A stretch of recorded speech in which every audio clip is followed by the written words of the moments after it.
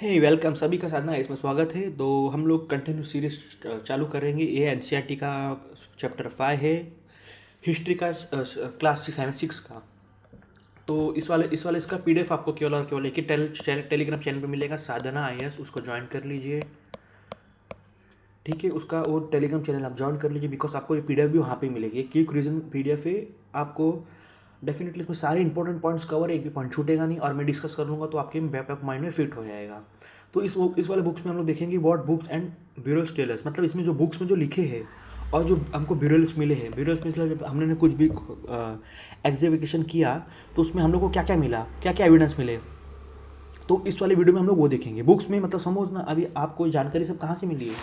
आपको भविष्यवाणी तो आपने की नहीं है, डेफिनेटली आपने क्या है ना, कहाँ से बुक से ही तो लिया है, या आपने ब्यूरो जब खोदा तभी आपको पता चला कि भाई यहाँ पे फायर मिला, यहाँ पे बात मिला, यहाँ पे ये मिला, यहाँ पे शिप्स मिले। तो कैसे पता चला? आपने जब खोदा तभी पता चला ना।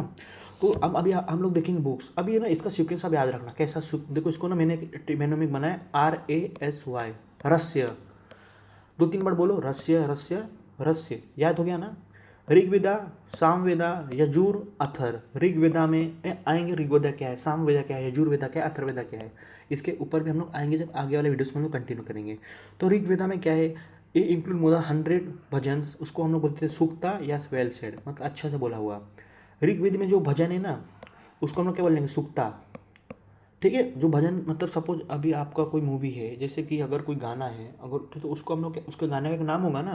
तो उसी तरह ऋग्वेद में जो भजन्स नहीं कहते, भजन्स, उसको हम लोग सूक्ता बोलेंगे। अब ऋग्वेद में ना 3 इंपॉर्टेंट गॉड्स के मेंशन है, अग्नि, इंद्र, सोम। अग्नि मतलब आग, इंद्र मतलब फायर, और सोम मतलब एनिमल्स के जानवर, एनिमल्स के भगवान, ठीक है। अब इसमें ना एक एक भजन में ना एक डायलॉग के, 2 डायलॉग के बारे में बात हुआ है। इसमें विश्वामित्र है और 2 नदी के बारे में बात हुआ है, ब्यास और सतलज। इतना ही याद रखना, काम खत्म हो जाएगा, ठीक है। एक भजन ऐसा लिखा हुआ था, उसमें ना इसका नाम लिखा था, तो मैंने इसको इंक्लूड कर लिया क्योंकि यूपीएससी का कोई भरोसा नहीं, दिमाग खराब है, पूछ लिया कि ऋग्वेदा में बताओ कौन सा किस कौन सा आदमी और कौन से रिवर्स के बारे में डायलॉग हुआ है। 3 ऑप्शन देगा, आप कन्फ्यूज होगे, आप बोलोगे सर ये क्वेश्चन कहाँ से आया, तो ये यहाँ से आया। हम आगे चलेंगे। 2 words were use to describe people a whole. 2 words were describe to whole a people, the people who compose the bhajan. जो भजन कंपोज करते थे उनको आर्यस बोलते थे, और उनके विरोधों की, उनके जो विरोधी रहते थे उनको दस्सा या दस्सू बोलते थे। समझा आपको? मतलब जो भी भजन कंपोज कर रहा है, सपोज जो भी अभी टुडे के वर्ड में जो गाना बनाता है, तो उसको हम लोग कहते हैं एक कंपोजर है। जैसे AR रहमान हो गए, विशाल मिश्रा जी हो गए, ये क्या इन लोग गाना बनाते हैं, तो ये क्या है, तो उनको कंपोजर बोलते हैं ना। तो उस टाइम पे कंपोजर्स को क्या बोलते थे, उनको बोलते थे आर्य, जो भजन बनाते थे। और उनके विरोधी क्यों है, कौन है, मतलब ऑफकोर्स उनके विरोधी है दस्सा या दस्सू, ये याद रखना। A page for the manuscript of the Rigveda, the manuscript Rigveda. ये देखो इसमें क्या बोला, जो ऋग्वेदा जिस पे लिखे होते थे ना, वो BRICH,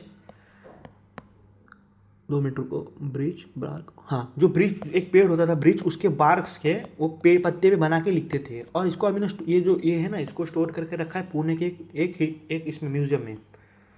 आई होप आपको समझा होगा। तो प्लीज़ ये आपको PDF केवल और केवल साधना है चैनल पे मिलेगा, उसको ज्वाइन कर लेना। अब इसमें बोला कि इन ब्रह्मगिरी 1 स्केलेटन मिला है, जिसमें 33 गोल्ड बीड्स मिला है, 2 कॉपर बीड्स और 4 copper Mangal 1 crash. But of course मतलब इसमें ब्रह्मगिरी में जब आर्कोलॉजिकली एग्जीबिशन कर रहे थे तो हम लोग को ये सारी चीज़ मिले। तो डेफिनेटली यूपीएससी पूछ सकता है कि कहाँ पे मिले, तो आप ये याद रखना, बस ब्रह्मगिरी इतना पॉइंट याद रखना, काम फिनिश हो जाएगा। हम आएंगे संस्कृत एंड अदर लैंग्वेज। मतलब देखो संस्कृत है ना, वे मदर ऑफ ऑल लैंग्वेज है। Sanskrit is part of family of language known as Indo European. ये इंडो यूरोपियन ग्रुप का पार्ट है।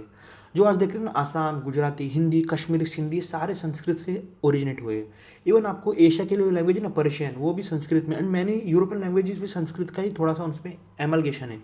जैसे इंग्लिश हो गया, फ्रेंच हो गया, Germany, Greek, Italy and Spanish, ये सारे बिलोंग टू वन ही फैमिली है, ठीक है। आपको समझा होगा। जैसे कि आप देखोगे इंग्लिश में हम लोग माँ बोलते हैं, संस्कृत में मतर बोलते हैं, मतर, ठीक है। हिंदी में क्या बोलते हैं, माँ, और इंग्लिश में मदर बोलते हैं। तो आप देखो ना, सबका MM से ही है। तो डेफिनेटली ये एक ही से ओरिजिन हुआ है। समटाइम्स मेगालिथिक मीन्स वॉट, 10,000 से 12,000 से 10,000 तक का period. Megalithic means what, middle stone age, मतलब वो स्टोन जो ज़्यादा बड़े हो, ज़्यादा छोटे हो। Sometimes megalithic content one more than one skeleton, मतलब इसमें बोल रहा है कि मतलब जो पेलोलिथिक पीरियड्स में था ना, तो जब किसी को दफनाते थे तो एक सबको अलग अलग दफनाते थे। बट मेसोलिथिक में क्या हो गया, मतलब सपोज कोई 4-5 जन एक साथ मर गए तो डेफिनेटली ना एक ही स्केलेट, मतलब एक ही जगह बहुत सारे स्केलेटन मिले हैं। तो ये क्या बता रहा है कि ये बता रहा है कि मतलब एक साथ बहुत जनों को एक साथ दफना देते, तो ये वो बता रहा है।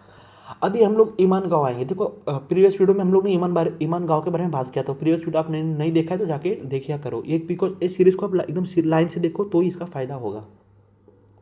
हम आएंगे ईमान गाँव। ईमान गाँव का महाराष्ट्र में ये रिवर गोड एक ट्रिब्यूरिटी ऑफ भीमा है।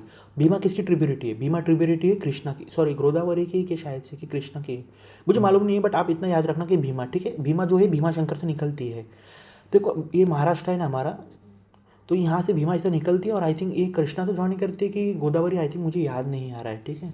तो आप इसको इतना याद रखना, ईमान गाँव कहाँ पर है? रिवर गोड के पास है। हम आएंगे अभी ना, जैसे कि एग्जीबिशन होती तो साइंटिस्ट कैसे पता कर लगाते थे कि ये गर्ल है कि बॉय है? तो उसका हिप और प्यूलिक पार्ट देखते थे। ऑफकोर्स जो वुमन की हिप और प्यूलिक पार्ट वुमेन्स की बड़ा होता था, क्यों? बिकॉज उनको बच्चे कैरी करने होते थे एट ए रीजन।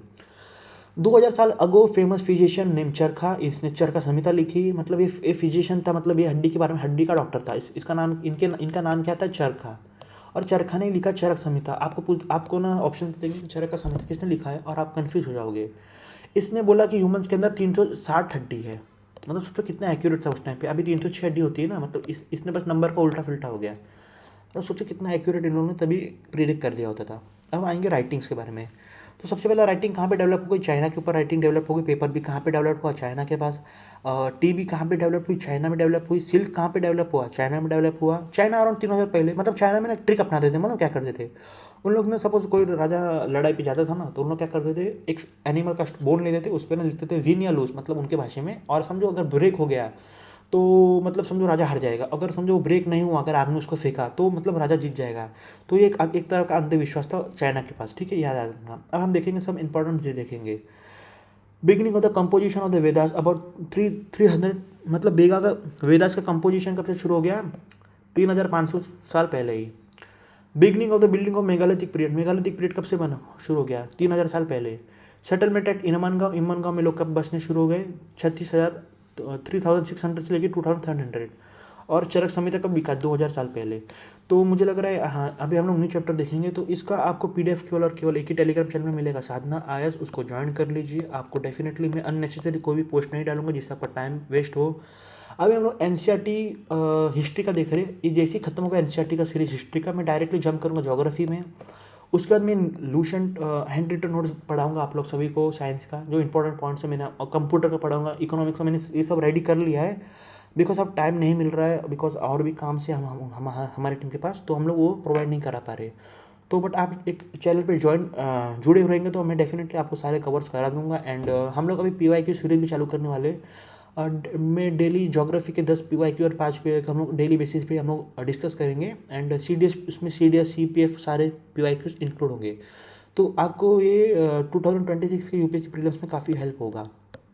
तो प्लीज़ मैं आपको इसलिए बोल रहा हूँ, आप टेलीग्राम चैनल ज्वाइन कर लीजिए, साधना है टेलीग्राम चैनल का नाम है। तो तब तक स्टे ट्यून्ड। जय हिंद, थैंक यू।